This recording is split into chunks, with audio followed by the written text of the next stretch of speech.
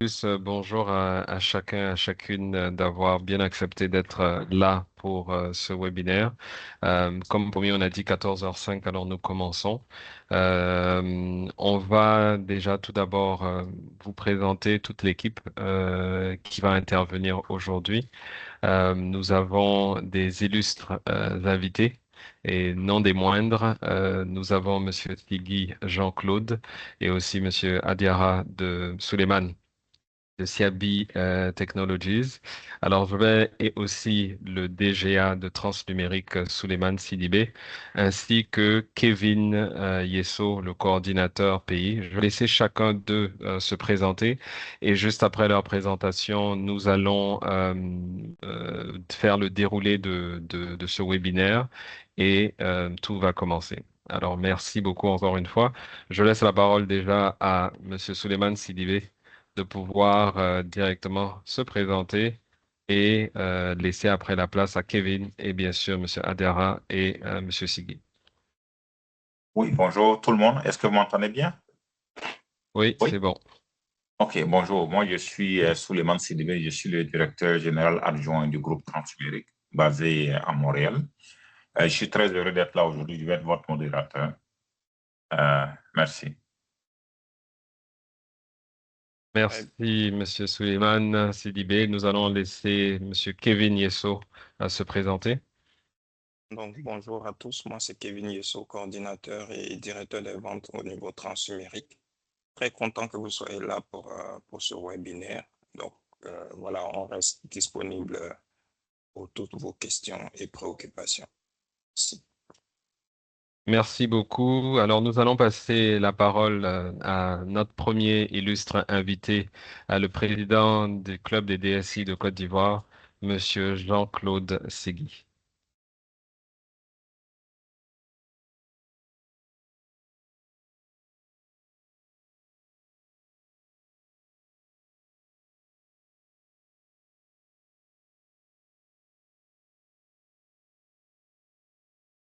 Monsieur Jean-Claude, voilà.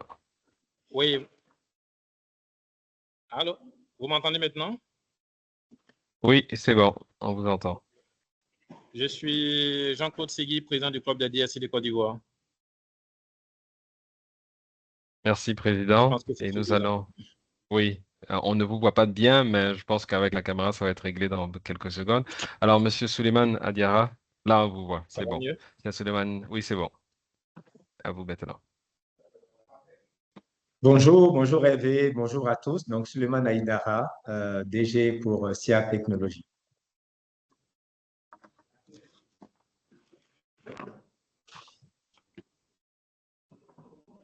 D'accord. Allô? C'est bon, on m'entend? Oui, oui, c'est bon, on vous entend. Merci beaucoup. Ouais. Alors, OK. merci, chacun a pu se présenter. Maintenant, nous allons juste rentrer dans aujourd'hui qui est transnumérique. Alors, j'ai cette lourde charge, on va dire, aujourd'hui de pouvoir le faire.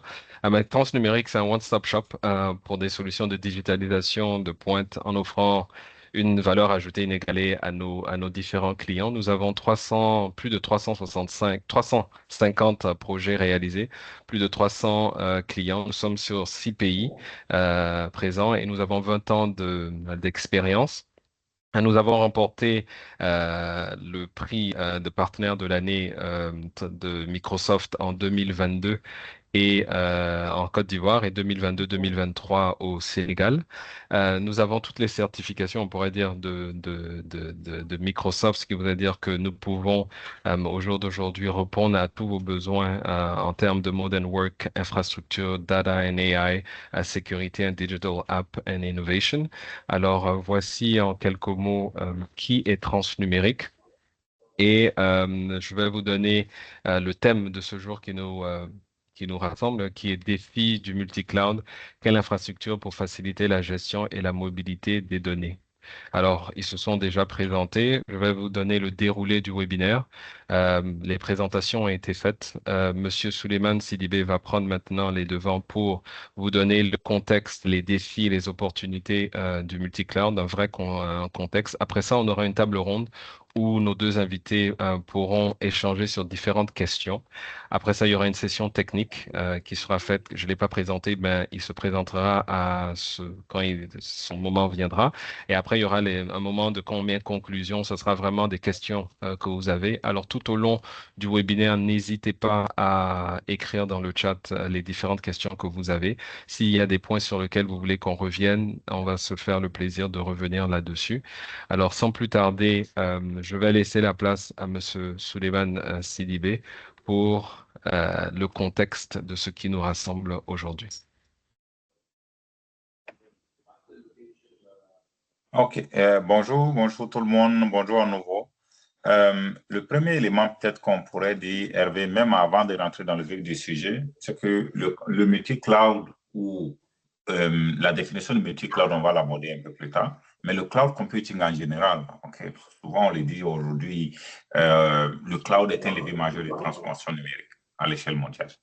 Donc, on ne peut pas être en marge, nous, en tant qu'entreprise africaine, être en marge de tout cela. Et l'Afrique, au niveau de la transformation des entreprises, digitale des entreprises, il y a une bonne accélération qui a été constatée d'ailleurs ces dernières années selon les statistiques. La portée, on parle d'escalabilité, on parle de résilience et on parle de compétitivité, puisqu'on parle aujourd'hui de beaucoup de thèmes, incluant même l'intelligence artificielle. Okay? Le multi-cloud, en général, on parle de plusieurs clouds qui doivent peut-être fonctionner dans un environnement hétérogène. Okay? On parle de flexibilité, sécurité, optimisation des coûts.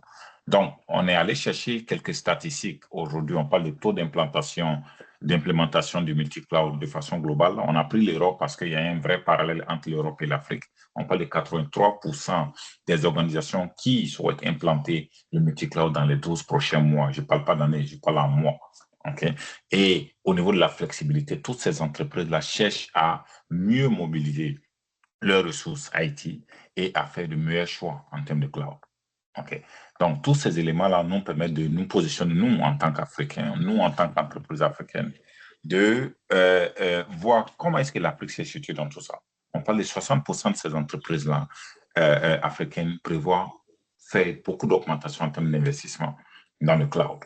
On parle des 3 prochaines années. En Afrique de l'Ouest, principalement, on parle de 45% de ces entreprises-là qui déclarent utiliser au moins 2 fournisseurs cloud. Tous ceux qui ont adopté partiellement ou totalement le cloud en général, ils en ont 2. Donc, de façon générale.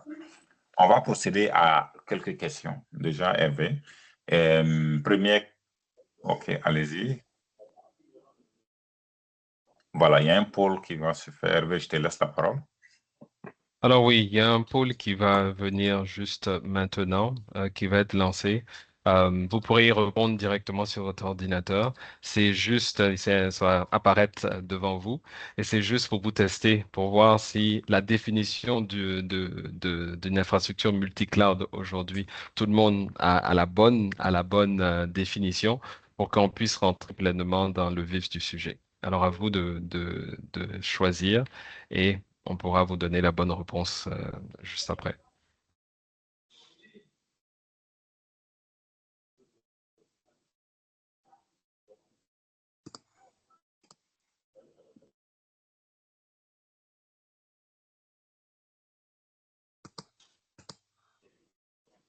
On va laisser encore 10 secondes, Souleymane, et après, tu pourras directement prendre les devants.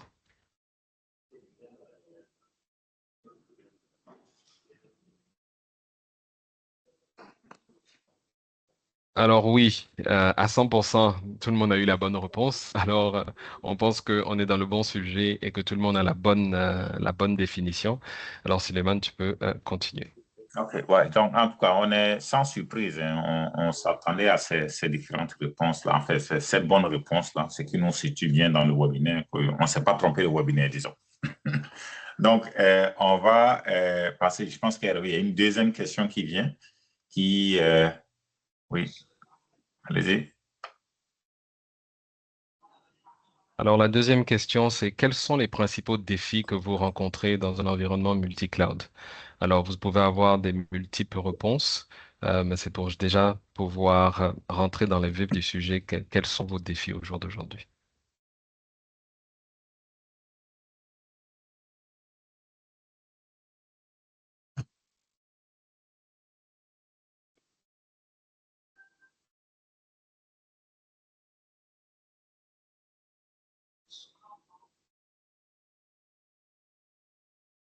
On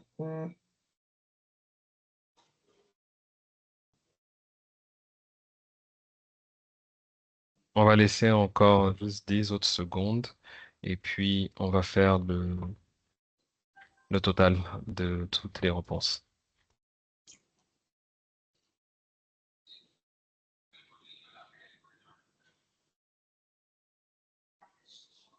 Alors ici, ce que nous avons, Souleymane, comme réponse, on est à ex-aequo, 33% disent que la gestion de la sécurité et la conformité.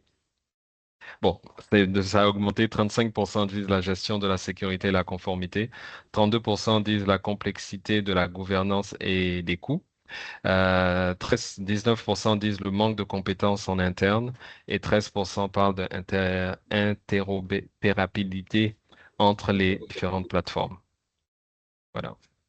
OK, parfait. Donc, moi, je suis agréablement à l'aise avec ça. Okay. Parce que les deux thèmes qui sont à 35% et 32%, on parle de complexité et conformité, pardon, gestion de la sécurité et de la conformité, et l'autre, c'est complexité et de la gouvernance. Ces deux points-là sont les thèmes qui sortent le plus. Donc, aujourd'hui, moi, je vous donne un peu de façon générale, je ne vous avais pas posé ces questions-là, mais j'avais fait aussi quelques analyses dans ce sens-là. On parle de complexité, interopérabilité au niveau des différentes sources, des différentes applications, des différentes applications dans du multi-cloud, dans différents clouds hétérogènes.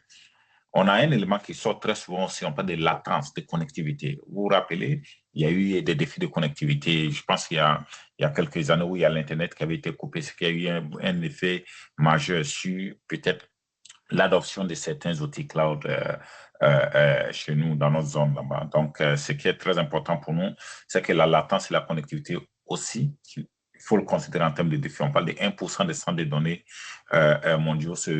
L'Afrique représente 1% des centres de données mondiaux, imaginez-vous, alors qu'on a 18% de la population mondiale.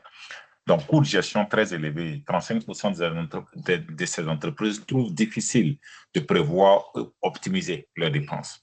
Comme vous le savez, les équipes IT, très souvent, qui sont peut-être dans des banques ou au niveau du gouvernement, très souvent, on voit les équipes IT ou les départements IT comme des centres de coûts, au lieu de les voir comme des centres à valeur ajoutée ou les centres de services, ce qui est un défi majeur.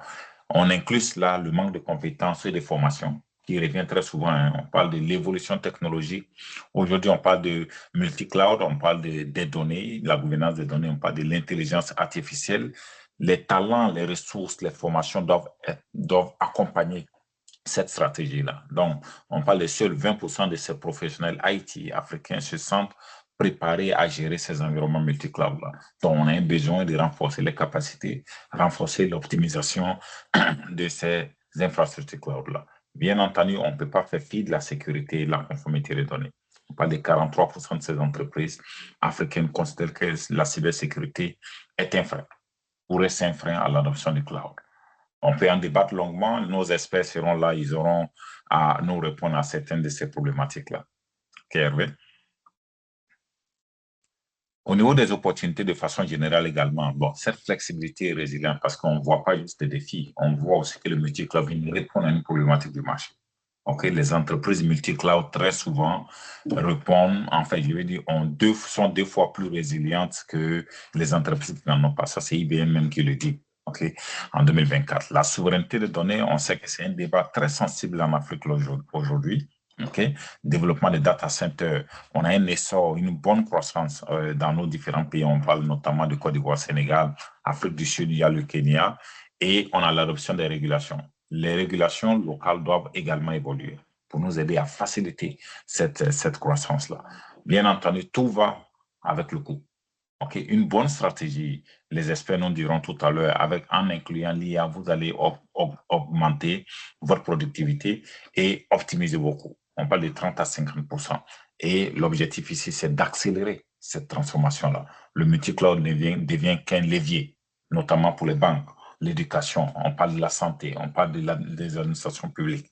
Et améliorer la connectivité. Aujourd'hui, on devrait, l'Afrique de façon générale, on parle d'investissement dans le numérique, près de 100 milliards de USD américains d'ici 2030. Okay? Ces sources-là, World Economy l'a mentionné en 2024 également, de ces chiffres-là. Donc ça, c'est très important. On a des défis, certes. On a également des opportunités énormes que nous devons saisir pour avancer là-dessus. Nos experts nous permettront d'avoir un peu plus de clarté sur ces différents points-là tout à l'heure. Je veux juste rajouter quelque chose, c'est que nos différents intervenants, bon, pas les invités, mais les différents participants peuvent poser des questions dans le chat. N'hésitez pas à poser toutes vos questions, on y reviendra au moment voulu, mais n'hésitez pas dans le chat, écrivez toutes vos questions et on les prendra en charge. À toi encore, Suleiman.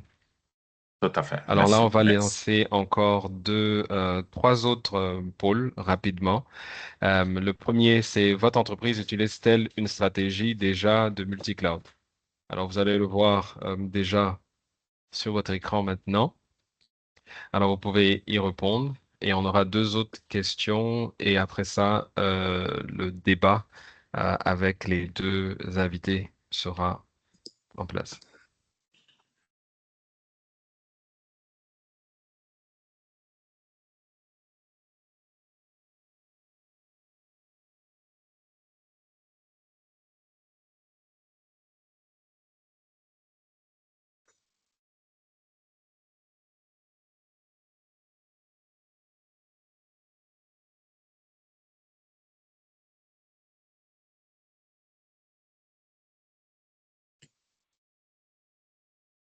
Alors, Souleymane, déjà, pour la première des questions, pour premier des sondages, votre entreprise utilise-t-elle une stratégie multi-cloud? Nous avons 31% ex aequo à oui déjà en place, et puis non, mais c'est envisagé, 13% en cours de déploiement et 20% non et ce n'est pas prévu. La prochaine question, c'est votre entreprise dispose-t-elle d'une stratégie claire pour la gestion et la protection des données? Alors, priant de y répondre.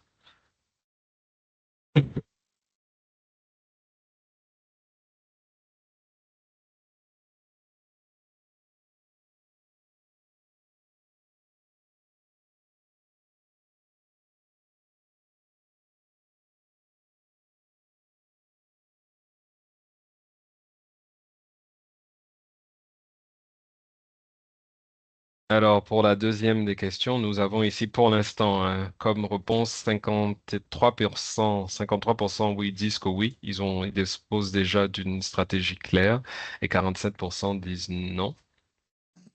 Et la dernière des questions pour aujourd'hui, on pourrait dire jusqu'à la fin, c'est disposez-vous d'une équipe dédiée à la gestion des données ou bien même à la cybersécurité ou les deux?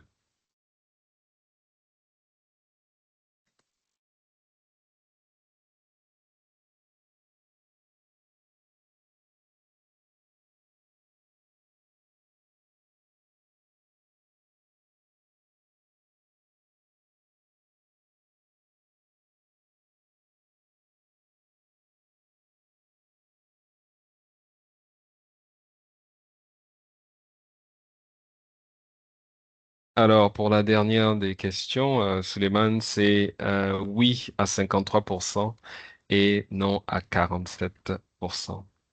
Sur ce, je te laisse pouvoir commenter peut-être avec nos experts qui sont là Oui. sur ces différentes réponses pour que vous commenciez le débat. OK. Et n'oubliez pas encore, tous les autres participants, vous pouvez poser vos questions dans le chat et on y reviendra directement. Merci. OK. Merci, Hervé. En tout cas, c'est de bons. En tout cas, moi, je vois ici de bons messages disant, on parle de 50, à peu près 50-50 pour les équipes. On parle des égalités. En tout cas, les experts, Sigui, président du club de DSI, Souleymane Aïdara, DG de SIAB. Rebonjour à nouveau. Je sais qu'on ne s'est pas parlé il y a un peu longtemps. Je vais vous dire bonjour à nouveau. Et le premier élément, peut-être, Hervé, si tu mets l'écran, s'il te plaît. Hervé, je pense qu'on a perdu la présentation. Voilà, OK, parfait. Donc, aujourd'hui, nous allons aborder 4 thèmes. Okay? Les 4 thèmes, on parle des stratégies pour surmonter les défis du cloud. On parle de retour d'expérience un peu. Aujourd'hui, on a 2 profils qui viennent de 2 domaines un peu différents, même si c'est des entreprises en Côte d'Ivoire. On parle également de la sécurisation des environnements multi-cloud. On parle également de perspectives d'avenir à ce niveau-là. Mais on va commencer par le premier point ou le premier thème qui consiste à parler un peu de la stratégie pour surmonter les défis du cloud. Je vais m'adresser d'abord à M. Sigui. Sigui, je ne sais pas si je le vois. Oui, oui. Oui, je suis là. OK, parfait. Donc, Sigui, vous qui êtes président du club des DSI, on vous prend souvent comme celui qui est à l'écoute de toutes les entreprises parce qu'il y a un DSI au moins dans la plupart des entreprises. Que vous recevez beaucoup de remontées des défis qu'on a. Aujourd'hui, pour vous, quelle stratégie on pourrait adopter pour surmonter les défis du cloud, du multi-cloud? C'est l'homme. Wow. D'abord, bonsoir à tous. Nous étions déjà dans l'introduction, tu as déjà énuméré quelques défis relatifs au multi-cloud. Les défis de sécurité, les défis d'interopérabilité, les défis de coût, ainsi de suite. Et ce sont ces mêmes défis-là auxquels nous sommes confrontés et qui nous sont remontés régulièrement. Et aussi, il y a le défi concernant la centralisation des différentes données qui sont au niveau des différents clouds. Vous avez des données qui sont chez Amazon, d'autres chez Azure, d'autres chez Google. Comment faire pour gérer ou automatiser les processus? Donc, ce sont ces défis-là qui nous sont remontés, auxquels les DSI sont souvent confrontés. Ceux qui ont adopté le multi-cloud au lieu de cloud hybride, quoi. OK, parfait. Merci, Sigui.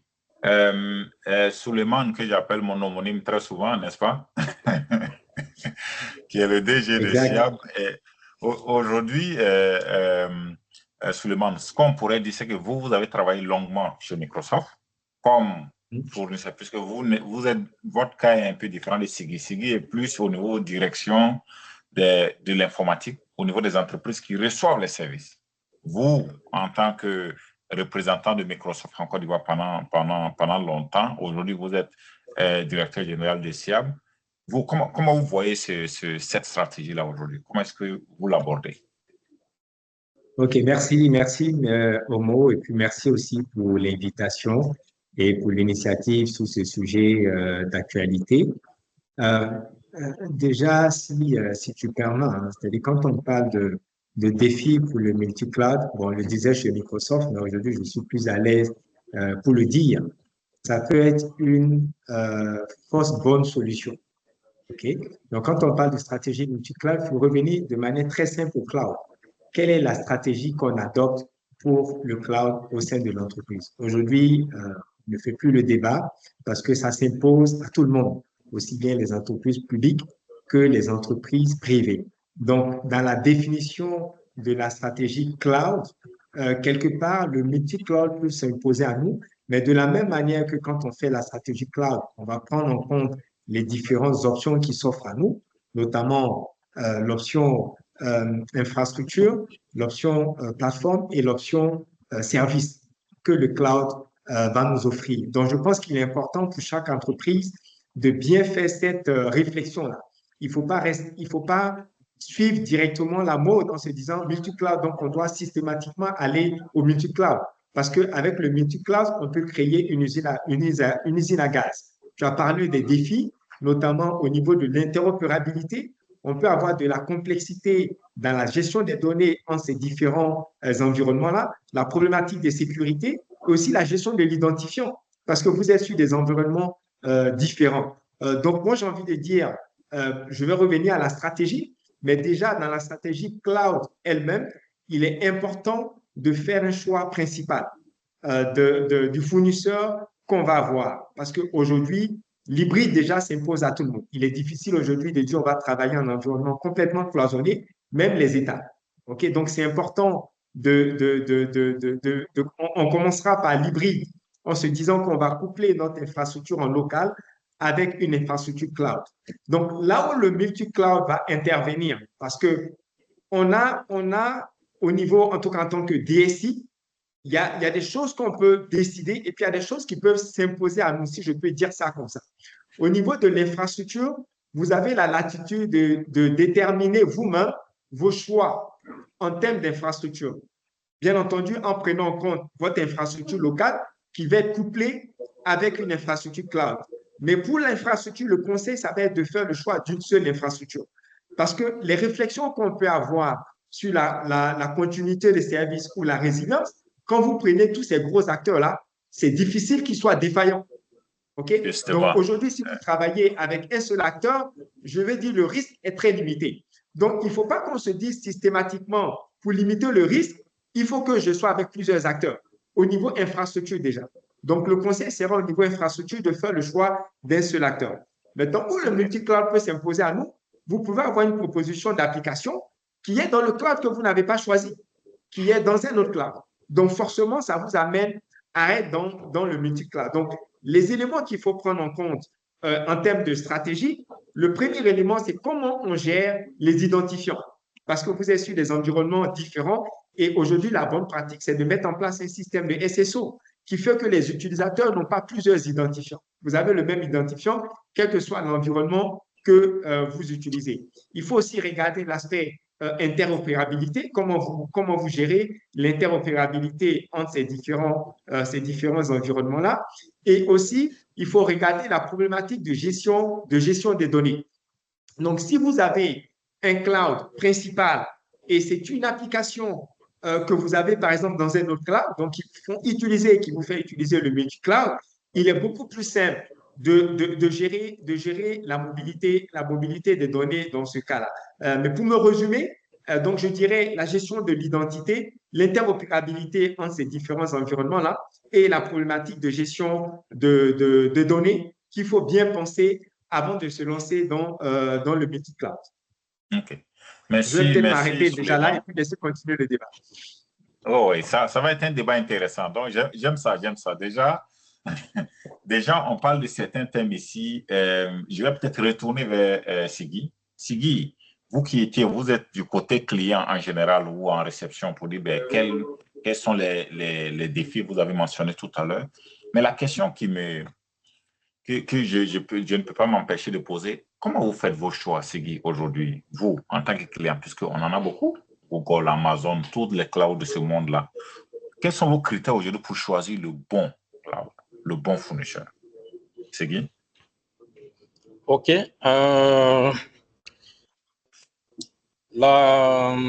Pour choisir le bon fournisseur, très souvent, on part sur la base de la notoriété du fournisseur cloud. Je prends dans mon cas, comme c'est le cas de plusieurs personnes, nous faisons du multi-cloud. On a, pour tout ce qui est logiciel collaboratif, on a préféré travailler avec Azure parce qu'ils ont Office 365 qui fait le boulot et qui fait très bien le boulot. Et nous avions notre logiciel métier qui demandait beaucoup de ressources, beaucoup de calculs et autres, puisque j'étais dans le domaine de l'assurance. On était chez Amazon parce que là-bas, on savait qu'ils avaient des services qui étaient très performants et qui nous donnaient de bons résultats.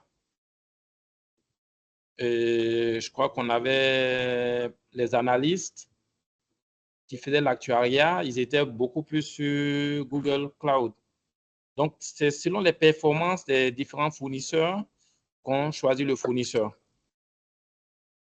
Ça, c'est pour être pratique, quoi.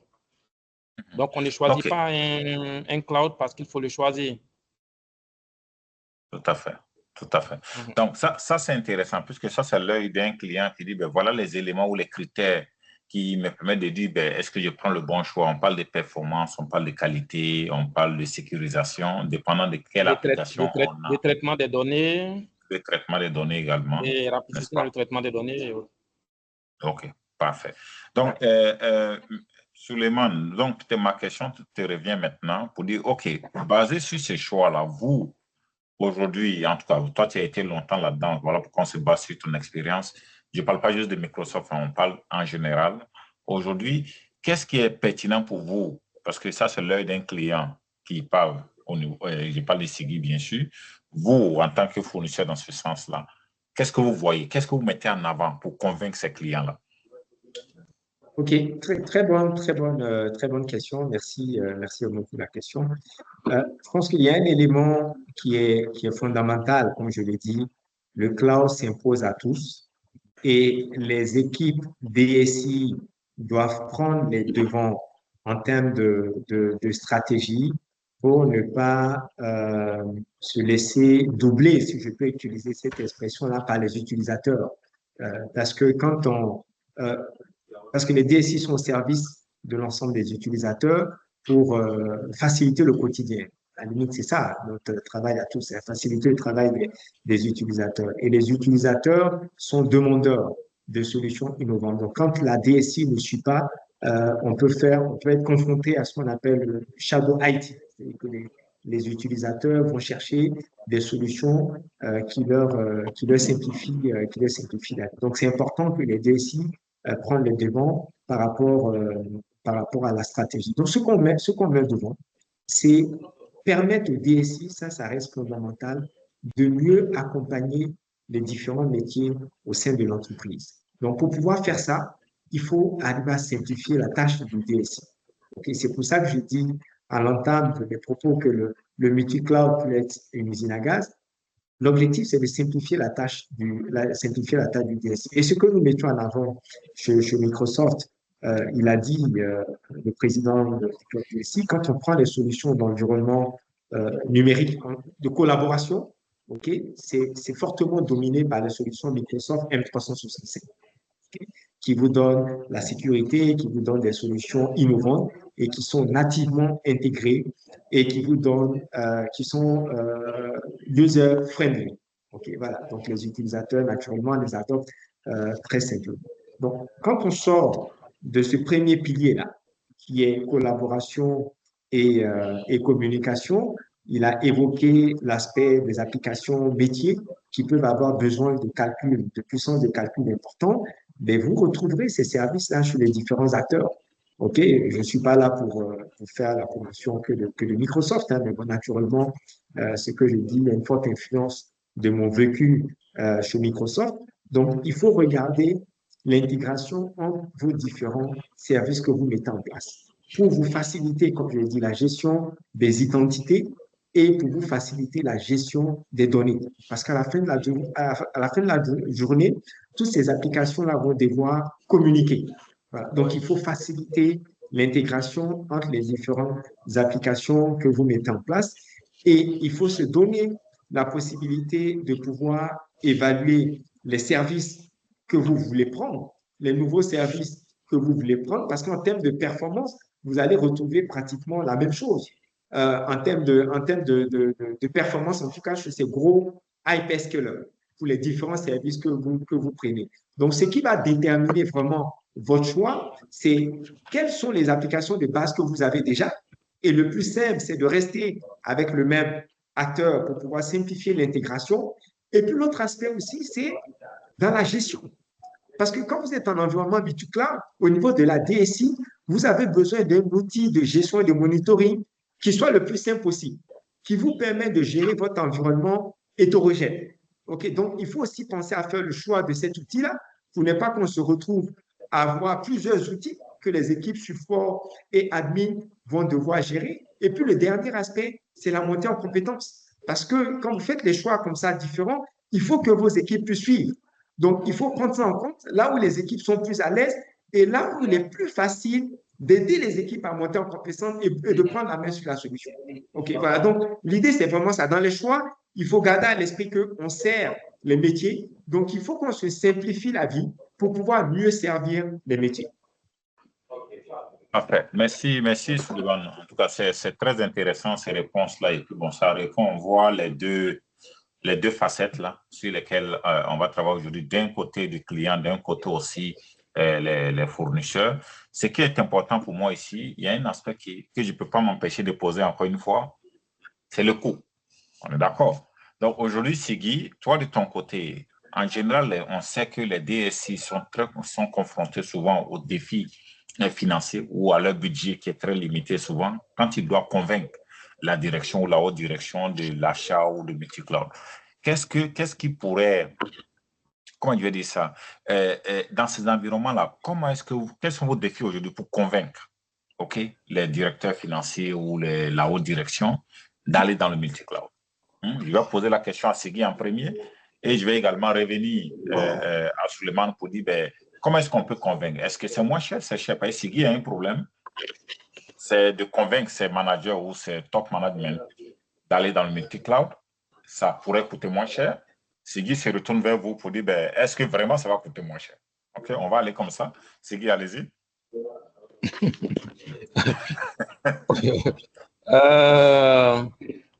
OK. Vous savez qu'au niveau des DSI, on a très souvent des difficultés pour convaincre la direction générale sur certains projets, même si nous avons des arguments techniques. Le DG en face, très souvent, il dit « OK, ben, c'est bien pour une question de portabilité ou bien de mobilité. Ça devait être très intéressant, mais bon, OK, qu'est-ce que je gagne? Parce que ma marge de chiffre d'affaires sur un client, c'est peut-être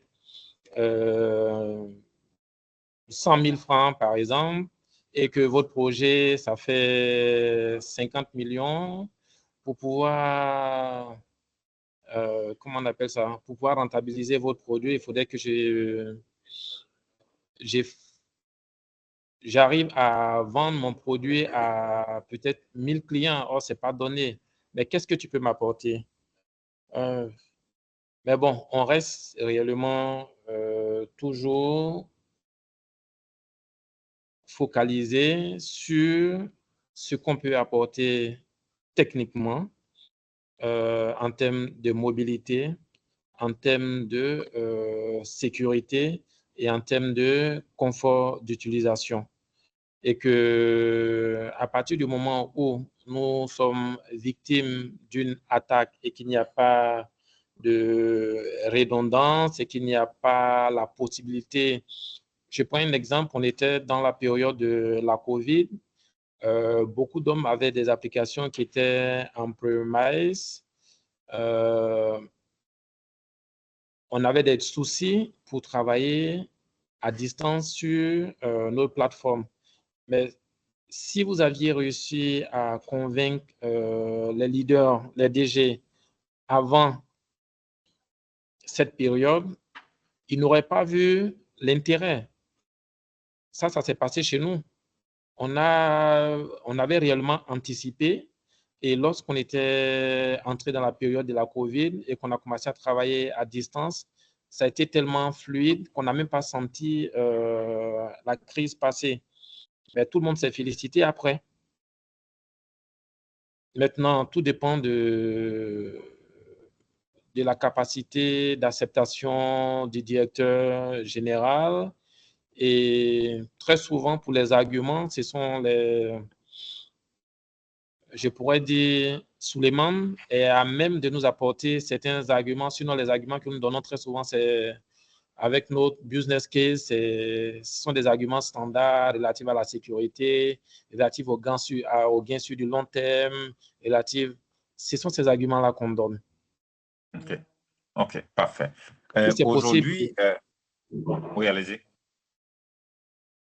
Non, je voulais laisser la parole à Suleiman, quoi. Voilà, OK. Voilà. Suleiman, allez-y. Qu'est-ce que vous répondez par rapport à ça? Oui, donc pour convaincre du bien fondé, encore une fois, pour moi, il ne faut pas faire focus sur le multi-cloud. Moi, j'ai envie de parler de stratégie cloud, OK, de stratégie cloud. Pour convaincre la direction, les éléments qu'il faut prendre en fonction du métier. Vous, par exemple, président du club, c'est l'assurance, si je ne me trompe pas. Oui, oui, c'est Donc, il y ça, je suis a, dans l'assurance. la- voilà, donc il y a l'environnement, la compétition. OK? Donc, la direction est très sensible à ça. Bon, la sécurité, naturellement, la sécurité, la, la, la concurrence, OK? Et comment améliorer la collaboration, ou disons l'engagement avec les usagers. Donc, dans les cas qu'on construit, parce que c'est pas la même chose quand on doit présenter à un DSI et à un directeur général. Parce que ce à quoi la direction générale est sensible en général, c'est comment elle se différencie par rapport à la concurrence, comment elle améliore l'engagement, la satisfaction, comment elle améliore la satisfaction avec les clients, et forcément, il regarde aussi le PNL, comment on améliore la rentabilité. Donc, dans les choix de solutions qu'on fait, il faut se donner la possibilité. Et d'ailleurs, tous les fournisseurs l'ont. Hein, vous avez comment dire ça? Vous avez le volet estimation des coûts. Donc, en fonction du cas d'usage, vous pouvez faire une estimation de coûts pour voir ce que ça donne et quelle est la pertinence de choisir, si on doit revenir au multi-cloud. En tout cas, quel gain qu'on a de rester avec un seul acteur plutôt que deux acteurs. Parce qu'on fait aussi l'analyse de risque. Moi, je reste persuadé, en tout cas, c'est ce que je dis, c'est ma position, qu'il faut faire le choix d'un fournisseur principal.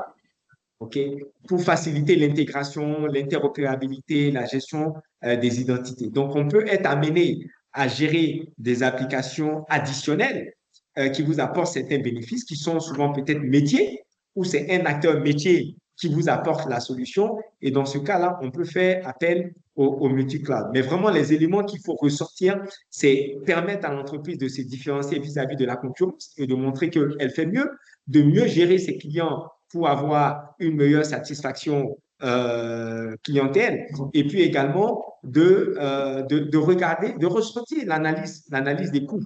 OK, quels sont les gains? Effectivement, il faut se projeter parce que si vous prenez 1, 2 ans, vous n'allez pas avoir de bonnes estimations. Il faut pouvoir se projeter sur le long terme et montrer ce que l'entreprise gagne. Donc, voilà ce que je peux répondre sur comment amener, en tout cas, la direction à opter pour ces choix de solutions innovantes. OK, merci Souleymane. OK, ça c'est intéressant. Donc, ce qui me ramène, parce que le premier thème déjà, on me prévient qu'on a déjà beaucoup de minutes passées, hein, n'est-ce pas? On va passer au deuxième. Et ce qui me permet d'introduire le deuxième déjà, Segui a mentionné tout à l'heure que lors de la COVID, la transition, OK, c'est le fait qu'ils aient déjà anticipé, OK, certaines stratégies. Cela a facilité la gestion de COVID. Et toutes les entreprises n'étaient pas au même niveau à cette époque-là. On a vu quel défi ça a créé dans beaucoup d'entreprises. Siggy, je vais revenir vers vous encore une fois, peut-être le thème, le retour d'expérience. Quelles sont les infrastructures qui ont le mieux répondu aux besoins de la mobilité et de la gestion de données? Tu en as parlé tout à l'heure. J'aimerais que tu reviennes un peu là-dessus pour le bénéfice de tout le monde, pour dire, voilà ton retour d'expérience sur cette multiplicité et quel gain ça vous a apporté en termes de ressources ou quels sont les défis que ça a créé au sein de votre organisation ou de vos organisations. OK. Ce n'est pas pour faire la publicité, mais je pense que les solutions pour lesquelles nous avions été réellement naturellement satisfaits, c'est la solution Microsoft Azure. Sur tout ce qui est logiciel collaboratif. Donc, on arrivait facilement à communiquer, à s'envoyer les mails, à faire des réunions à distance. On avait notre CRM, Dynamics CRM qu'on utilisait naturellement. On a eu un peu de temps pour charger les applications métiers qui avaient déjà commencé à être basculées sur Amazon, mais ça s'est passé. Mais là où il y a eu réellement une certaine fluidité, une continuité, c'était sur Microsoft, le cloud Microsoft. OK, parfait. Aujourd'hui, merci Siggy pour ce partage d'expérience. Encore une fois, hein, on ne fait pas la publicité d'un fournisseur en particulier dans ce webinaire-là. Okay? C'est de façon générale, c'est du multi-cloud. Il n'y a pas eu de précision, est-ce que c'est du Amazon, c'est du AWS ou c'est Google, etc. On veut juste avoir un débat assez ouvert. Ce qui va, ce qui ne va pas selon votre expérience. C'est ce que Siggy vient de mentionner tout à l'heure. Suleiman, toi de ton côté, je sais que le passé de Microsoft te suit, mais ici, on parle d'un débat ouvert, on est d'accord? Donc aujourd'hui, avec toute l'expérience que tu as dans le domaine du cloud, même dès le début, avec tout ce que tu as fait comme initiative en Côte d'Ivoire et même dans la sous-région, okay? Comment est-ce que vous voyez ce retour d'expérience? Vous avez sûrement eu des retours de certains clients ou même vous ayant implanté peut-être ces clouds ou certains autres clouds chez les clients. Quel a été votre retour dans ce sens-là?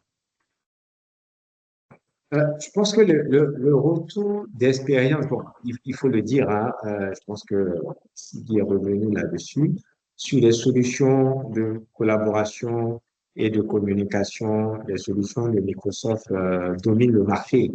Donc très souvent, on va retrouver les autres acteurs du cloud sur des applications spécifiques ou sur des secteurs comme l'analyse de données. OK? Ce qui nous revient très souvent, c'est les problématiques d'intégration, OK, et de gestion de l'identité.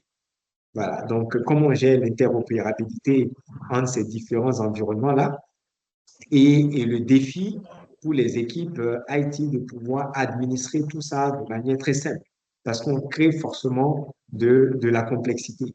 Donc, quand on doit faire ce choix-là, je pense qu'il faut vraiment regarder ces aspects, encore une fois, d'interopérabilité, d'outils, d'avoir un outil qui vous simplifie la gestion et se donner la capacité, pardon, de pouvoir, sur les aspects sécuritaires, en commençant toujours par l'identité, de pouvoir gérer l'identité au niveau de ces différents environnements-là et surtout pouvoir mettre en place un SSO. Et je pense que l'autre point aussi qui revient, c'est les aspects conformité, okay? Parce que certaines entreprises, certains secteurs sont réglementés, donc elles ont besoin qu'on les accompagne pour s'assurer que les choix qu'elles font sont conformes à la régulation dans leur secteur. Donc, je pense que c'est un critère aussi important qu'il faut regarder quand on met en place la stratégie cloud. Voilà. Mais encore une fois, il faut vraiment bien penser la stratégie en tenant compte ces aspects sécurité, des outils que vous allez mettre en place pour gérer votre environnement hybride là, et comment vous allez gérer la problématique de données, qui, on le sait tous, est vraiment une problématique très, très, très, très critique. Voilà ce que je peux dire sur ce point-là. OK, parfait. Donc, je note ici, on parle de conformité. Oui, allez-y, Siggy. OK. Au niveau de la gestion au niveau des IAM, là, il y a des solutions comme Okta qui sont utilisées déjà pour pouvoir relever ces défis-là, mais c'est réellement des défis. Et tout à l'heure, Suleiman, j'ai préféré dire Suleiman Microsoft, puisque c'est chez Microsoft que je l'ai connu. Il parlait de, comment on appelle ça, de la législation. On a constaté que certains fournisseurs de solutions cloud ont déjà même des serveurs qui sont installés dans nos différentes zones pour permettre de gérer beaucoup de questions relatives au RGPD. Donc, ce sont réellement des défis, mais on est réellement bien conscient de ça. Tout à fait. Et effectivement, tout à l'heure, on parlait de souveraineté de données, ça vient là. Hein, okay? Aujourd'hui, pousser aussi cette compagnie-là ou ce fournisseur-là à s'implanter un peu plus en Afrique faciliterait beaucoup ces différents points-là. Donc, certains restent des défis quand même. Donc, ce que je note ici, on parle de conformité, on parle de la gestion d'identité. Peu importe le nombre de clouds que vous avez, une fois que vous avez un bon SSO qui facilite cette intégration-là, c'est ce qu'on veut. Single Et ce qui est important ici, oui, c'est que peut-être pour terminer ce point, ce qui est important pour nous ici, c'est l'expérience client. Parce qu'à la fin de la journée, c'est le client final, l'usager final qui va nous évaluer. Nous qui sommes dans le domaine IT, que ce soit des fournisseurs ou qu'on soit peut-être des DSI, on est imputable vis-à-vis de nos usagers finaux. Donc ici, peut-être la question qui me revient maintenant, en fait, il y a un cas concret que j'aimerais voir, Siggi, de toi, sans nommer des compagnies, sans nommer de compagnie. Des cas où on a eu des défis d'interopérabilité, parce que c'est un sujet, c'est un thème qui revient beaucoup. Les DSI parlent d'interopérabilité, ils n'arrivent pas à s'en sortir forcément, et quand il y a des défis, ça les amène à peut-être centraliser au lieu de décentraliser, et ce débat de centralisation du cloud, comme on appelle ça, le verrouillage sur le fournisseur, ou la décentralisation pour dérisquer ou balancer ces différents défis, c'est un débat ouvert très souvent. Et en général, on veut des cas concrets, Siggi, de ton vécu ou de vécu peut-être de tes amis DSI. Si tu peux nous en parler sans forcément parler d'une quelconque compagnie, en fait. Ok, non, tu peux revenir là. Il y a un mail qui descendait là, que je t'entends de. OK. Donc, ce que je disais, Siggi, le défi d'interopérabilité revient tout le temps chez les DSI. Ils ont des clouds ou ils ont des multi-clouds. Le défi qu'ils ont, c'est comment on crée une certaine interopérabilité avec ces différents clouds-là. Et un cas concret, un cas d'utilisation, un cas d'usage que vous aviez vécu ou l'un des membres de votre club a vécu pourrait peut-être être partagé sans forcément parler de confidentialité ici. Là. On ne veut pas le nom de compagnie, on veut des cas d'usage pour le bénéfice de l'audience ici. OK.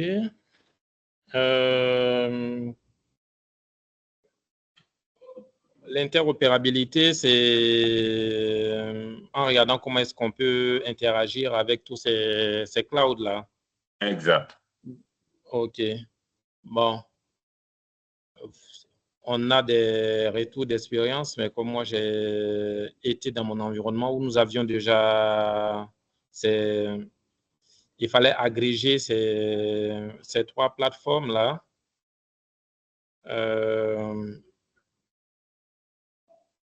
On avait pour des solutions de l'IAM pour l'identification, on utilisait Okta.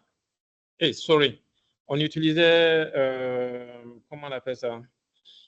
Un outil IAM pour les questions pour centraliser la gestion des accès au niveau des trois plateformes, puisque tu as demandé qu'on ne devait pas citer le nom des compagnies. Oui. OK. Au niveau du chiffrement des données, on avait du cryptage, du chiffrement et autres. On avait une équipe qui était au niveau de la sécurité qui était chargée de ça. Et puis, toujours au niveau de l'interopérabilité et pour l'orchestration des conteneurs, on avait des outils puisque les applications étaient déployées sous forme de conteneurs.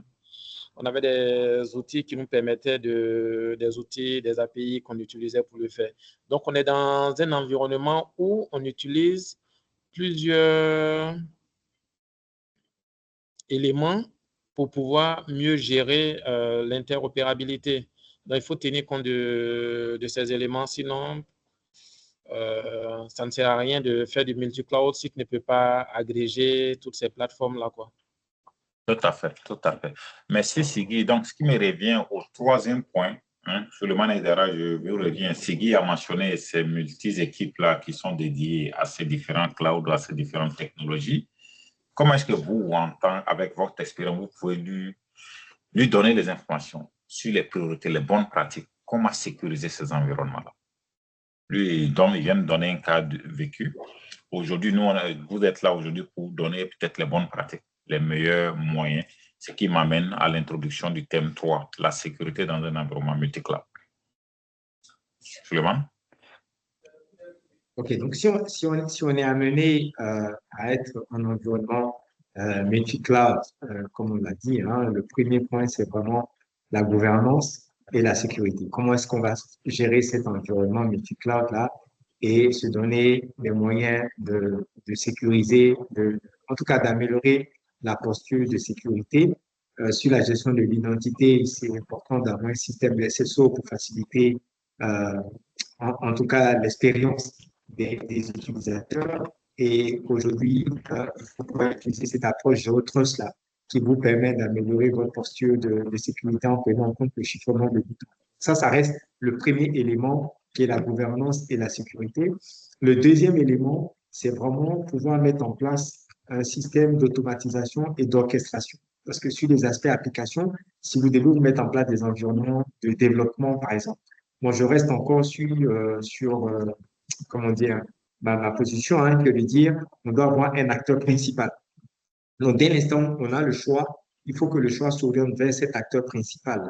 Si vous devez mettre en place un environnement de développement, Sigil l'a utilisé, c'est-à-dire qu'on va utiliser les conteneurs pour essayer d'être moins dépendant de l'infrastructure, mais ça encore, c'est dans l'idée, même en se disant, même si on est juste dans un mode hybride entre son environnement local et l'environnement cloud, donc c'est bon d'utiliser ces pratiques-là qui sont infra-agnostiques quelque part. Donc, qui vous permet de faire des déploiements très faciles sans tenir compte de l'environnement. Donc, il faut faire des choix d'outils pour l'automatisation et pour l'orchestration.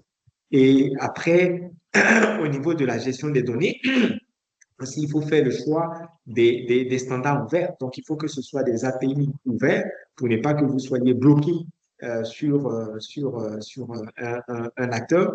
Et également, il faut mettre en place une stratégie de migration de données. Parce que vous êtes dans un environnement multi-cloud, vous pouvez être confronté à cette problématique qui est la migration de données. Donc, il faut mettre en place une stratégie de migration de données. Et ça va faire appel également aux aspects réseau et tout ça qu'il faut regarder dans la stratégie. Donc, pour résumer, je dirais l'aspect gouvernance et sécurité qui est important, l'aspect automatisation et orchestration, et également l'aspect gestion des données en environnement multi-cloud. OK, parfait. Oui, ça, c'est intéressant. À ce niveau, est-ce que Siggy, tu as quelque chose à dire dessus, sur l'aspect sécurité, avant qu'on passe au thème 4? Non, ça va, hein, parce que au niveau de la sécurité, ce que j'ai voulu dire, c'est que on sait que les fournisseurs cloud sont par défaut des environnements qui sont sécurisés. Et le défi majeur de la sécurité au niveau du multi-cloud, c'est l'IAM, le chiffrement des données et puis le cryptage, quoi. Tu sors d'un cloud pour aller dans un autre cloud de bout en bout. Sont les deux, à ma connaissance, sont les deux défis majeurs. OK, tout à fait. OK, parfait. On se rejoint sur ce point-là. Ce qui me... Oui, Suleiman, allez-y. Oui, c'est intéressant ce que vient de dire Siggy, que les environnements cloud sont les environnements sécurisés et, comment dire, ça posait beaucoup de problèmes en parlant de retour d'expérience. On a beaucoup de clients qui ont eu des problèmes avec ça. Et pourquoi? Parce que quand ils font le choix dans le cloud, ils partent du principe que c'est sécurisé. OK? C'est pas faux. C'est-à-dire que l'opérateur ou le hyperscaler vous avez en tout cas toutes les fonctionnalités de sécurité possibles pour être vraiment sécurisé. Maintenant, après, il vous revient à vous de faire les choix de ces services-là. Parce que quand vous regardez les responsabilités, c'est pour ça que je reviens moi à la stratégie cloud tout court. Parce que dans la stratégie cloud, vous allez prendre en compte les aspects IAS, les aspects PAS et les aspects SAS. Donc, si vous regardez la responsabilité diffère en fonction du choix que vous avez. Donc, quand vous mettez en place votre environnement pour le développement, si c'est vous qui devez développer, il faut également vous assurer que vous choisissez bien les services de sécurité, parce que les services de sécurité ne sont pas activés automatiquement, parce que c'est vous qui payez. Donc, c'est vous qui faites le choix. C'est comme un Lego. Donc, vous avez des services à la carte. Donc, vous devez faire attention de bien choisir les différents services qu'il vous faut pour que vous soyez bien sécurisé. Voilà. Donc, les services de sécurité sont disponibles, mais c'est vous qui devez les activer. Voilà. Donc, ce n'est pas parce que systématiquement on est dans le cloud, donc on est sécurisé. Non, parce que beaucoup de clients ont eu des problèmes comme ça et se sont retournés vers les opérateurs en disant, mais je ne comprends pas pourquoi j'ai été attaqué alors que je suis sur un environnement qui est supposé être sécurisé. Donc, la sécurité, c'est vous qui devez l'activer. Donc, c'est important d'insister sur le point là. Et donc, de ceux qui vous accompagnent, il faut vous assurer que dans la stratégie, l'aspect sécurité est vraiment bien, comment on appelle ça, bien détaillé, bien détaillé, et que les différents aspects, comme on dit, nous, ce qu'on conseille, c'est le zero trust, mais de vous assurer que la sécurité des identifiants, des accès, des applications et des devices aussi sont prises en compte. Voilà. Donc, il faut vous assurer que vous avez cette sécurité-là de bout en bout en prenant en compte les différents maillons de votre système d'information. Voilà. Donc, je voulais juste ajouter cette précision-là sur le point de la sécurité. OK, parfait. Merci Suleiman pour cette précision. On est pris un peu par le temps, Sigui. Je ne sais pas si rapidement. Hein, non, c'est bon, allons-y. On peut y aller. C'était bon. Juste parfait. Une illustration que je voulais faire, mais bon, allons-y. OK. Donc, ce que je voulais dire aussi, puisque je suis un peu pris par le temps, et ici, le dernier point qu'on a, c'est notre dernier thème. Ça va être en 2 minutes. J'ai demandé 2 minutes supplémentaires pour qu'on en finisse. OK. Aujourd'hui, quels sont les principaux freins au développement du multi-cloud en Afrique? Selon vous, on va commencer par Sigui. Selon vous, avec le club des DSI, quels sont les freins aujourd'hui? Rapidement.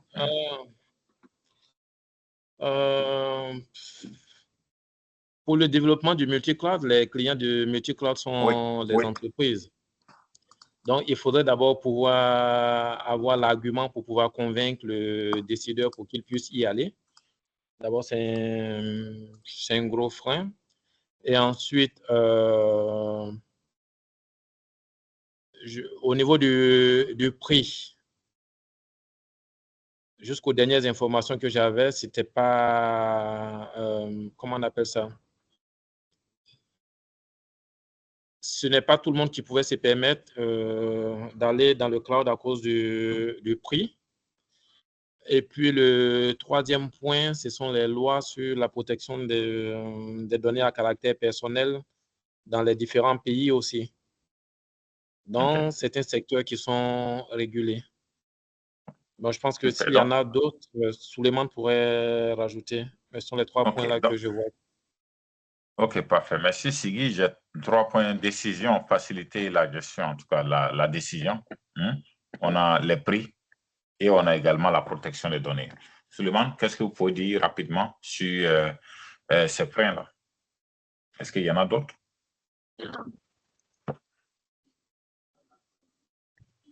On m'entend? Oui. Oui. C'est bon? Oui, c'est mieux. Oui. Sur les freins, je pense que le frein principal, c'est le point de tout ce qui est en rapport avec conformité, souveraineté de données, et on se doit d'être pédagogique d'ailleurs des acteurs, parce que je pense que souvent on fait la confusion, mais ça reste un blocage. Aujourd'hui, dans nos pays, beaucoup d'acteurs ne franchissent pas le pas parce que pour eux, souveraineté des données, ça veut dire les données doivent être en local. Et c'est comme ça que les gens le traduisent souvent, et ce qui n'est pas totalement correct. Voilà, on viendra de toi. Donc, il y a cet aspect-là. Donc, il y a quand même de la pédagogie qu'il faut faire là-dessus. Et aussi sur les aspects conformité, il faut regarder les certifications de ces acteurs-là, parce que tous ces acteurs-là ont quand même des certifications et les politiques de conformité sont disponibles. Donc, il faut les regarder et très souvent, ils sont même plus en phase avec la conformité que le fait de rester en local. Et aussi la problématique de continuité de service, j'ai envie de dire, qui motive les choix de partir sur le cloud. Qu'est-ce qu'on peut avoir comme frein? Je pense que le frein principal, c'est vraiment ça, l'aspect régulation, conformité, protection des données. Ça reste quand même le principal frein pour ne pas aller sur le cloud. Moi, je préfère utiliser le thème de cloud. Voilà, ça reste le principal frein. Mais sinon, quand on regarde côté avantage d'innovation, aujourd'hui, si vous n'allez pas dans le cloud, les solutions d'intelligence artificielle, l'innovation y est. Donc, si vous n'y allez pas, vous fermez la porte à l'innovation. Donc, aujourd'hui, la vraie question, c'est comment on y va. Comment on y va en prenant en compte voilà, en tout cas, précautions, OK, par rapport à la gestion de données, en tout cas, les défis dont on a parlé, en maîtrisant les coûts. Voilà, il faut prendre la peine d'utiliser les calculateurs. Il faut essayer d'estimer avant de commencer à utiliser les services. Ça aussi, c'est un vrai défi dans la gestion des coûts. Parce que très souvent, on va vous dire c'est cher, mais c'est parce qu'on n'optimise pas et qu'on n'utilise pas bien. Voilà, parce que le principe du cloud, c'est de dire vous utilisez quand vous avez besoin. Vous avez besoin de capacités importantes, mais vous les utilisez au moment où vous avez besoin. Après, on peut les arrêter, on peut arrêter les services, on peut les supprimer. Donc, je pense que c'est vraiment ces aspects-là. Et donc, on a un rôle de conseil et d'éducation vis-à-vis de nos clients. Voilà, on n'a pas beaucoup de temps, je vais m'arrêter là. Oui, en tout cas, merci beaucoup pour cette merci Souleymane, merci Siggi. Ok, merci Souleymane, merci Siggi en tout cas pour ces belles interventions. J'ai bien aimé le débat. Le point ici, le point premier qui revient, c'est la stratégie. Il faut qu'on ait une stratégie. Ok, on parle de protection de données, on parle de conformité, on parle de décision aussi, de faciliter les décisions. Quand on veut faire une évolution technologique, les décisions doivent aussi être partie prenante et d'autres thèmes. Aujourd'hui, moi, je vous remercie. J'ai été très heureux d'animer ce webinaire-là, Hervé. Je pense que la balle est dans ton camp maintenant. Oui, ce n'est pas fini. Alors, c'était le débat. Maintenant, on va essayer de rentrer un peu plus dans ce qui est technique avec certaines des solutions qui peuvent être d'idées de solutions qui peuvent permettre à tout un chacun de pouvoir déployer, un environnement multi-cloud. Alors, on va laisser Papa se présenter et prendre le devant. Mais avant qu'il prépare et il va lui-même partager son écran, il y a une question que je vais adresser directement que ce soit à M. Siggi ou bien même à M. Suleiman. Il y a une question ici qui est intéressante qui dit: quels sont les leviers les plus importants pour appliquer les bonnes pratiques en termes de multi-cloud? Et juste après ça, je pense que Rassoul pourra rebondir là-dessus avec la partie technique dont on a parlé. Il nous reste 35 minutes. On va rester dans les temps, ne vous inquiétez pas. Et puis, on pourra échanger encore plus. Alors, quelqu'un voudrait bien prendre la réponse de cette question. Quels sont les leviers les plus importants pour appliquer les bonnes pratiques en termes de multi-cloud? Okay. Qui Très commence, rapidement. Donc, je reviens encore la gouvernance et la sécurité. Donc, l'aspect interopérabilité des différents environnements que vous allez avoir à gérer et la gestion des données sur ces différents environnements-là. Voilà. Pour moi, ce seraient les trois principaux éléments de qualité qu'il faut regarder dans la stratégie qu'on met en place pour le multi-cloud.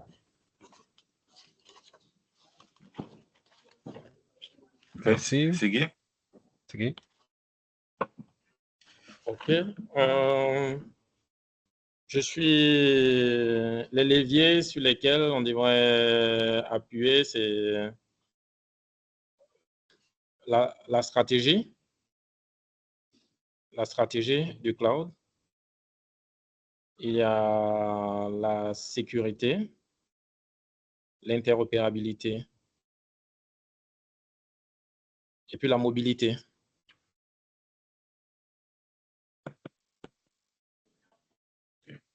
C'est tout. D'accord, merci. Souleymane Sidibé, tu voudrais ajouter quelque chose avant que Papa prenne le devant? Je pense que les thèmes sortent, hein, c'est-à-dire ces leviers-là sont les plus répandus ou les plus demandés dans l'industrie aujourd'hui. Donc, si on fait attention à ces éléments, bien entendu, il y a des recommandations qui viennent avec, mais ça, c'est les piliers vraiment sur lesquels il faut fonder toute sa stratégie et la stratégie en est un premier. Okay? Le premier pilier dans tout ça, il faut qu'on ait une stratégie. Donc, quand on a la stratégie, on est capable maintenant de bouger. Et cette stratégie se base sur ces différents leviers-là, comme Siggy et Suleiman viennent de mentionner. Oui, Superbe.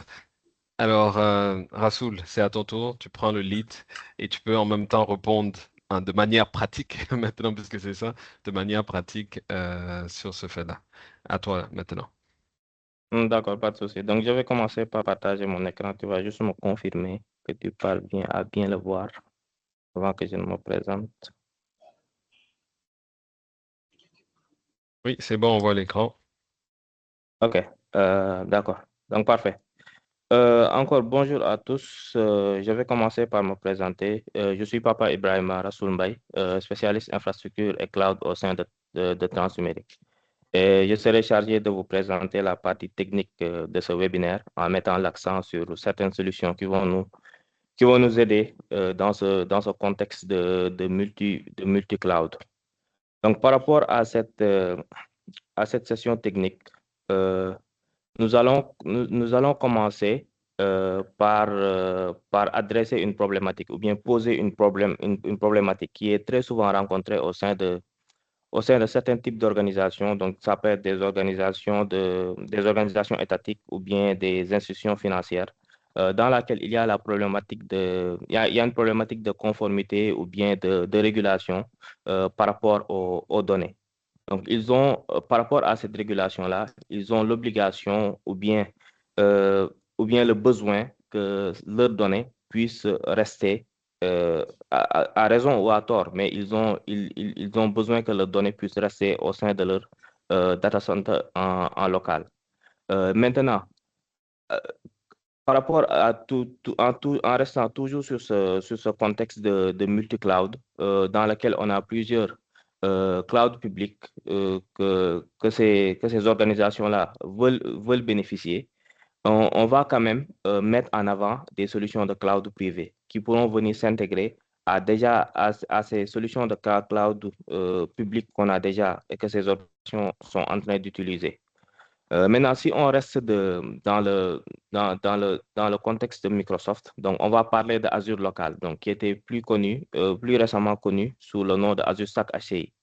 Azure Local est une solution de cloud privé et qui est une solution d'infrastructure hyper convergée qui va venir nous aider à héberger nos données, des machines virtuelles, des serveurs qui sont utilisés, d'autres types de charges de travail qu'on a l'habitude d'utiliser dans le cloud. On aura la possibilité de pouvoir toujours utiliser ces charges de travail-là, tout en ayant nos données qui vont toujours résider au sein de nos data centers locaux. Donc, comment est-ce que ça va fonctionner? Au sein de Azure, on va avoir un composant qu'on appelle Azure Arc qui va constituer un pont entre l'infrastructure en local ou bien le data center local et notre service de cloud, public. Donc, ce pont-là va nous permettre de pouvoir bénéficier des services dont on a parlé, machines virtuelles ou bien même d'autres types de serveurs qu'on verra d'autres types de services qu'on verra dans la partie architecture. Toujours bénéficier de ces services-là en faisant en sorte que nos données puissent rester au sein de notre infrastructure en local. Ensuite, on va passer à la partie architecture. L'architecture de la solution. Cette architecture est une architecture qui se présente en couches.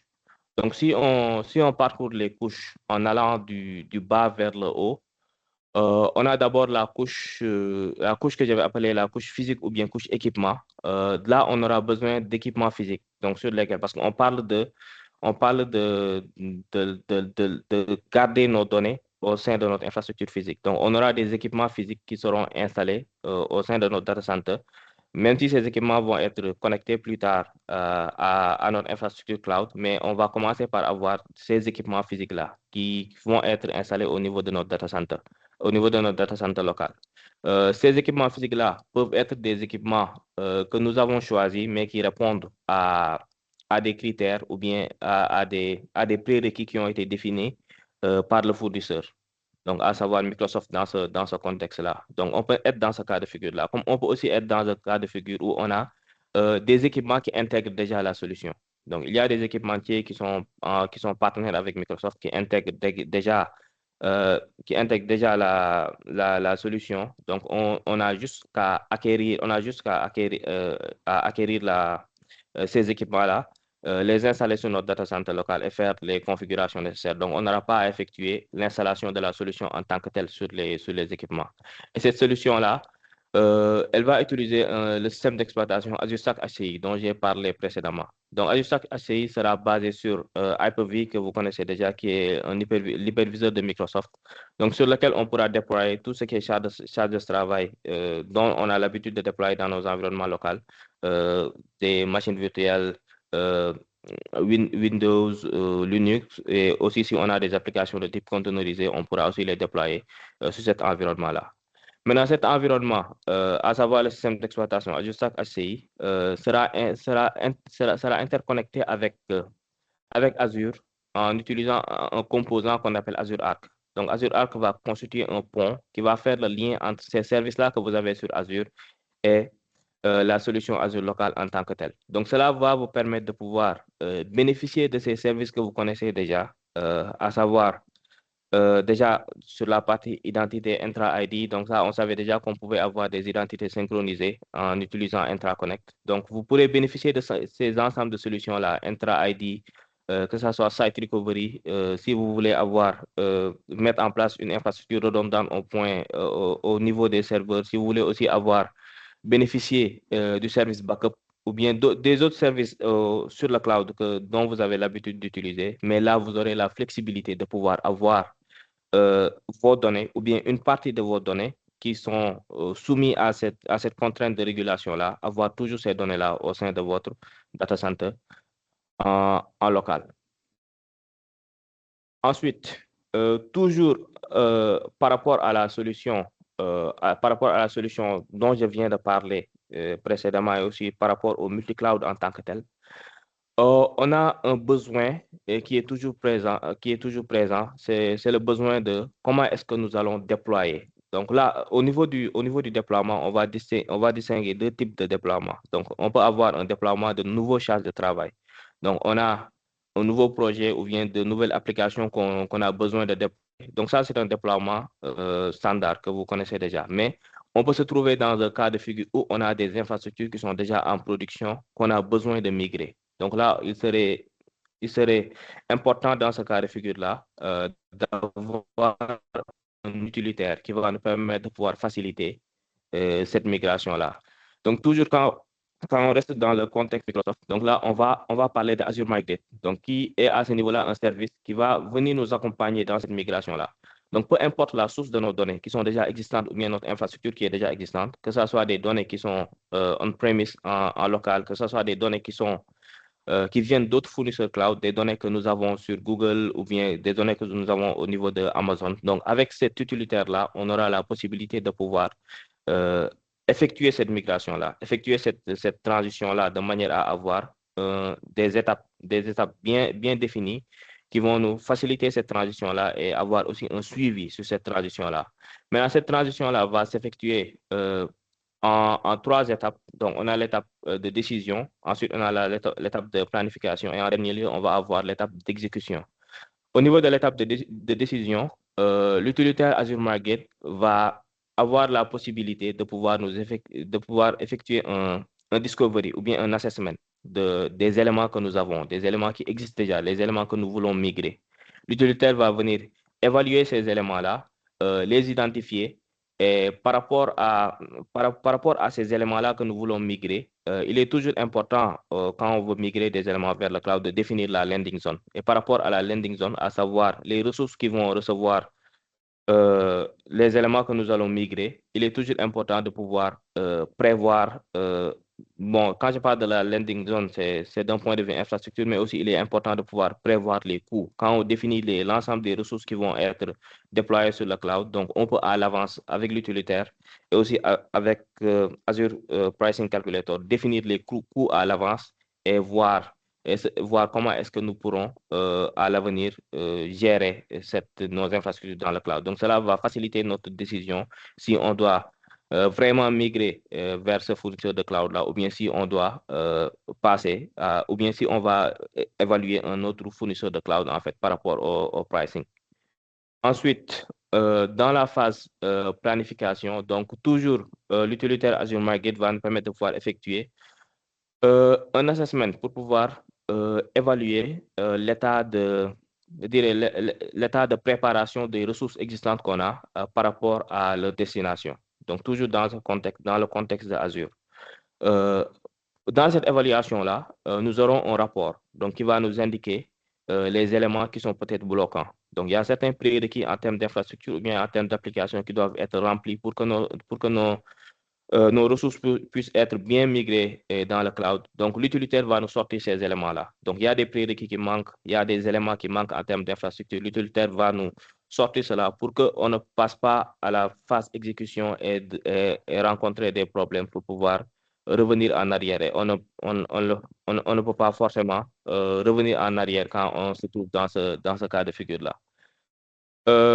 Ensuite, après la planification, on va passer à la partie exécution. Donc, la phase de décision et la phase de planification va nous faciliter, si on valide l'ensemble des éléments à ce niveau-là, donc va nous faciliter l'exécution. Donc, on pourra passer à l'exécution en tant que tel. Donc, dans l'exécution, on ne va pas effectuer un déplacement, mais on va effectuer une réplication. Donc, une réplication sur notre fournisseur de cloud destinataire.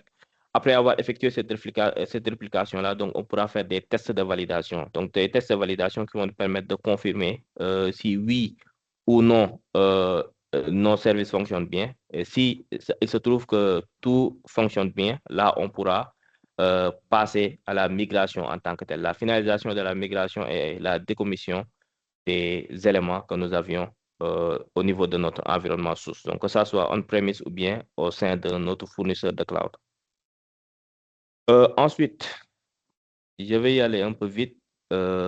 Toujours par rapport au point que vous avez évoqué, au point que les intervenants ont évoqué avant moi, il y avait la gestion de la sécurité au sein des environnements multi-cloud.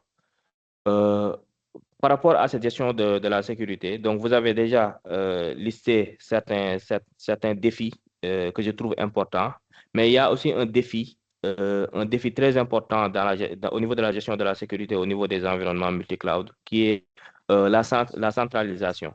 Donc, quand on a des environnements qui sont différents et dispersés, donc il peut y avoir un souci ou bien une difficulté à pouvoir centraliser ces différents environnements ou bien la gestion de la sécurité de ces différents environnements. Donc, toujours, si je reste dans le contexte de Microsoft, là, Microsoft va venir se positionner Microsoft va venir se positionner avec une solution qui va permettre de pouvoir gérer la sécurité au niveau d'un environnement multi-cloud. Donc, c'est une solution c'est une solution qui s'appelle Azure Sentinel, qui est une solution qui est un SIEM. Donc, un SIEM qui va permettre de pouvoir effectuer la gestion des événements de sécurité. Mais au-delà d'être un SIEM aussi, c'est un SOR, donc qui va venir gérer l'orchestration et l'automatisation des tâches de sécurité et aussi des réponses aux incidents de sécurité. Aux incidents de sécurité. Donc, cette solution, dans son fonctionnement, elle intègre un ensemble de connecteurs de données qui vont permettre de récupérer des éléments, des éléments ou bien des logs, je dirais plutôt des logs sur différents types d'infrastructures. Donc, quand on est dans le contexte du multi-cloud, donc cette solution-là va avoir la possibilité de pouvoir analyser des logs qui sont dans différents fournisseurs de cloud, des logs qui sont déjà sur Azure, des logs qui viennent de Google Workspace et aussi qui viennent de Amazon Web Services, ou bien même des logs qui viennent des infrastructures qui sont en local, donc que ce soit des équipements réseau ou de sécurité ou bien des serveurs, évidemment. Maintenant, là, on est toujours à la présentation de la solution en tant que telle. Donc, pour finir, je vais passer à la partie démonstration dans laquelle, sur le portail, je vais montrer un peu comment se présente la solution ici, comment est-ce qu'on peut, via la solution, voir les connecteurs de données qui vont nous permettre de pouvoir récupérer des logs, des logs à ce niveau-là pour pouvoir les analyser avec la solution qu'on a ici. Donc, je vais aller sur le portail. Donc là, je vais me connecter sur le portail Azure.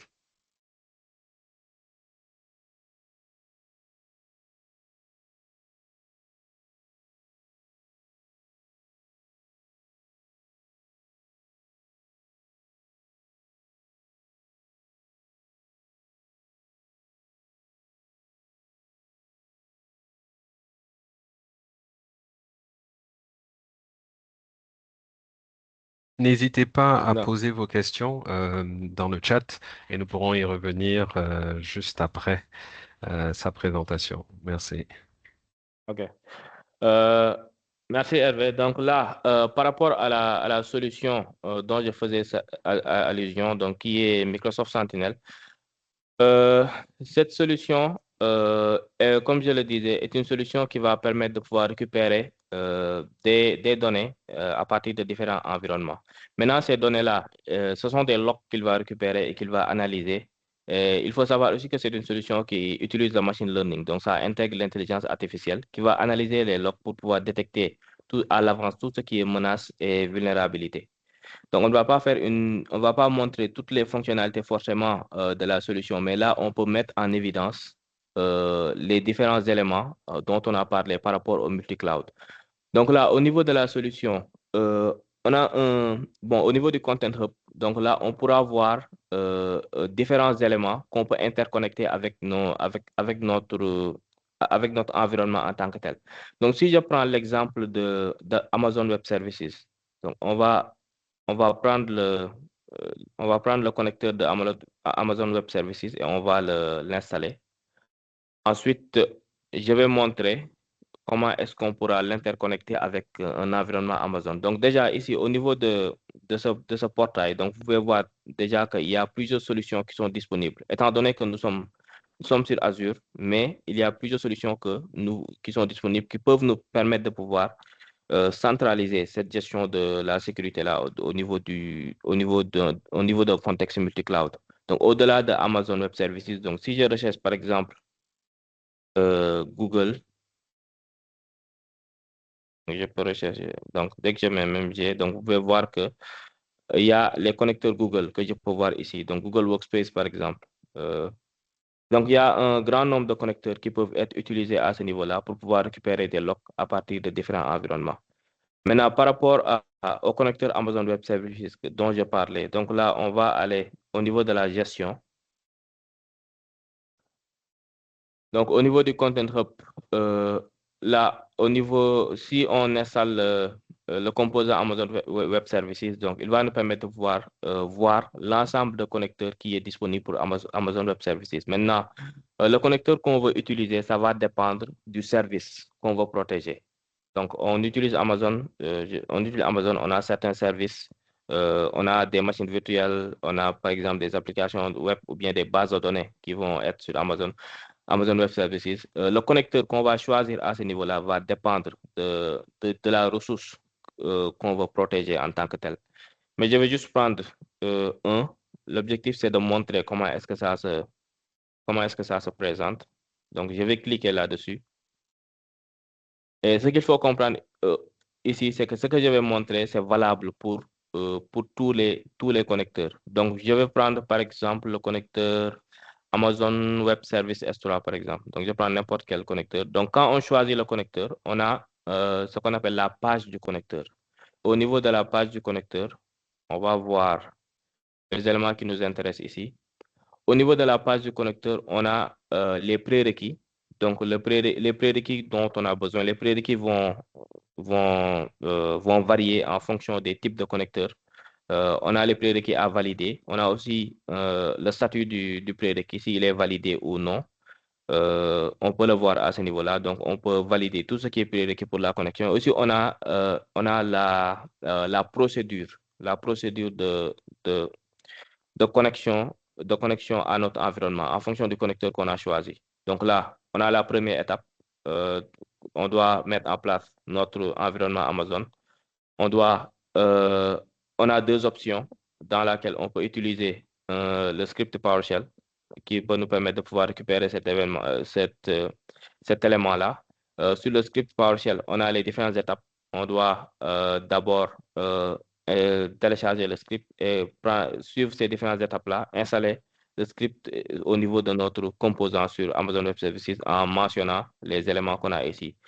Donc, l'objectif ici, c'est juste de montrer que au niveau de notre page de connecteur, on a les prérequis aussi, on a la procédure. Donc, la procédure qu'on doit suivre pour pouvoir interconnecter notre ressource qui se trouve dans un autre environnement cloud avec notre solution Microsoft Sentinel qui va nous permettre de pouvoir centraliser la sécurité au niveau d'un environnement multi-cloud. Donc, c'est bon, Hervé, j'espère que je suis dans le temps. Oui, il nous reste, puisqu'on a commencé à 11h10, il nous reste 7 minutes environ. On va laisser maintenant la place à Monsieur Kevin Yesso. Mais avant, si vous avez quelques questions, je vous prie encore de les noter dans le chat pour qu'on puisse y revenir si vous avez des questions. Et je laisse la place pour l'instant à Monsieur Kevin Yesso, qui a quelque chose pour vous. Oui, si tu peux partager les derniers slides. On vous remercie déjà pour ce webinaire. Il y a beaucoup de choses qui ont été discutées. On a parlé beaucoup de sécurité, de gouvernance des données. Et là, toute l'équipe est là pour vous accompagner. Alors, on a prévu quand même pour vous on va dire quelques petits cadeaux. C'est-à-dire qu'au jour d'aujourd'hui, l'enjeu, comme on l'a dit, c'est vraiment la surveillance des coûts ou la supervision des coûts. Parce que ça peut être un enjeu. Alors, on a entendu des expressions telles que machine à gaz, c'est-à-dire que votre environnement peut facilement devenir une machine à gaz si ce n'est pas structuré. Donc, ce qu'on fait, c'est à quel moment est-ce que vous souhaitez aller dans le cloud? D'ores et déjà, on vous accompagne. Quand vous êtes dans le cloud, comment est-ce que vous supervisez vos coûts? Alors, le deuxième point, c'est la sécurité. Alors, pour Microsoft, vos données vous appartiennent. C'est-à-dire, même si elle est dans un environnement mutualisé de Microsoft, vos données, vous êtes propriétaire de la donnée. Donc, ce qu'on va faire, c'est vous accompagner dans toute la partie sécurité de cet environnement-là. Et puis, il y a la partie données, donc gouvernance des données. Au jour d'aujourd'hui, quelles sont vos données les plus critiques, les données critiques de votre organisation? Est-ce que vous arrivez à les identifier? Donc, c'est en cela on peut vous accompagner via des assessments pour vous aider à ce niveau-là. Donc, sécurité de la donnée, gouvernance, conformité. Alors, le call to action, ce qu'on vous propose, c'est vraiment un assessment. Donc, nos équipes sont disponibles. Hervé vous enverra un lien à la fin.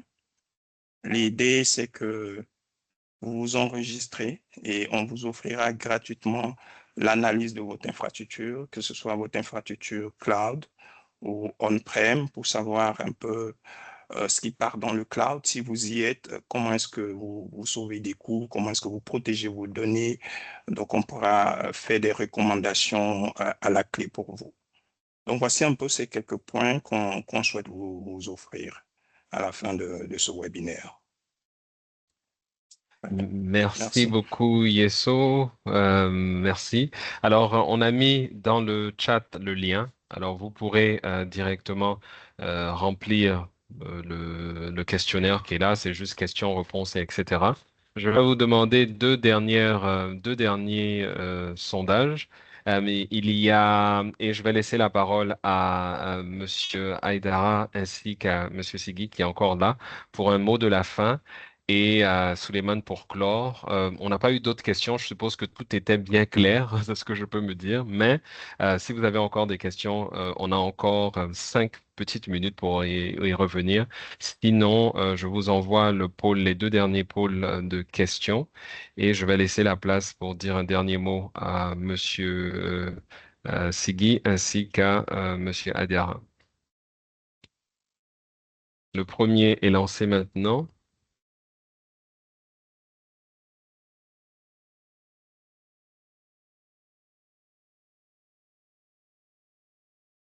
Allô? Bon, Allô? ok, Oui. vas-y, Jean-Claude. Vous m'entendez? Oui, oui. Ok, ben c'était juste pour dire merci à Transnumérique d'avoir organisé ce webinaire. On espère avoir répondu aux attentes des participants et à la prochaine activité. Merci à tous et puis bonne soirée. Je suis en train de conduire, hein. Désolé.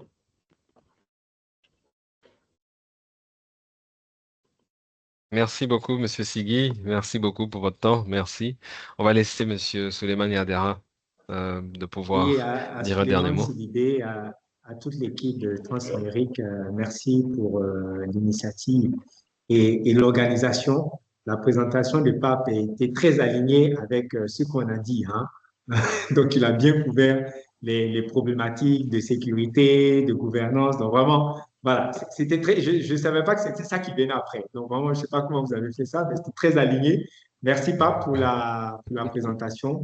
Et puis, j'espère que, voilà, pour tous les participants, ils ont quand même profité du débat qu'on a eu. Et ce que vous proposez comme démarche est aussi très aligné avec le sujet du moment. Voilà. Merci à tous pour l'initiative, pour l'invitation et puis pour votre temps. Merci beaucoup, Monsieur Adara. Maintenant, Monsieur Sidibé, c'est à ton tour. Et je lance le dernier avant que Souleymane Sidibé, s'il te plaît, attends 2 secondes. Au fait, vous avez vu, on a un peu changé la manière de faire nos webinaires. Alors, le dernier pôle que je vais lancer, c'est de savoir si vous serez intéressé au prochain webinaire que nous aurons.